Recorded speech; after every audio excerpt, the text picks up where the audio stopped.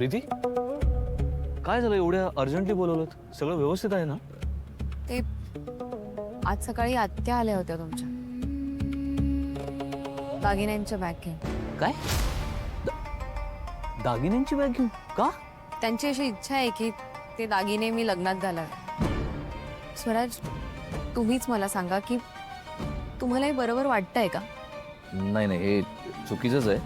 अहो, आई आणि ज्योती सुद्धा हेच म्हणाले की आम्ही नाही घेऊ शकत हे दागिने. मग हे आत्यांना आवडलेलं नाही.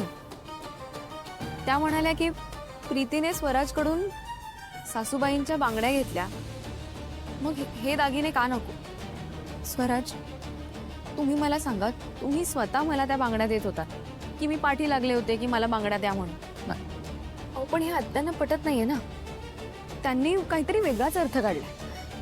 आत्यांचा माझ्या बाबतीत खूप मोठा गैरसमज झालाय असं मला वाटतंय. त्या गेल्यापासून माझ्या डोक्यात हाच विचार सुरू, असं चुकल्यासारखं वाटतंय. खूप विचार करतात या प्रीती. स्वराज, ऐका ना, मी काय म्हणते, तुम्ही एकदा आत्याशी बोलता का? म्हणजे मला जरा बरं वाटेल. आणि हो प्रीती, मी बोलेन, नक्की बोल. एक मिनिट. काय?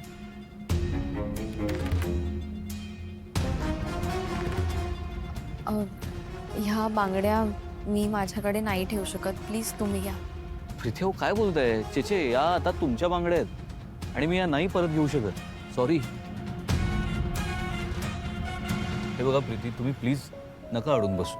मी रिक्वेस्ट करतो तुम्हाला. आणि मी बोलतो ना आत्याशी. तुम्हाला सांगू का, आमची आत्या पण चांगली आहे हो.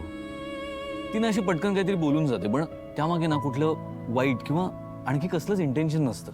अहो, तुम्ही बरोबर बोलताय आणि मी काय राग म्हणून असं करत नाहीये. मी डोकं शांत ठेवून विचार केलाय. मला असं वाटतं की मी हे नाही ठेवायला पाहिजे, म्हणून मी तुम्हाला देते. तुम्ही प्लीज तुमच्याकडे ठेवा, प्लीज. प्लीज, मी नाही घेणार आहे या बांगड्या. प्लीज ऐका ना, मी तुम्हाला म्हटलं ना, मी आत्याशी शांतपणे बोलतो. सगळ्या गोष्टी व्यवस्थित होतील. प्लीज एक सेकंड चान्स द्या, प्लीज.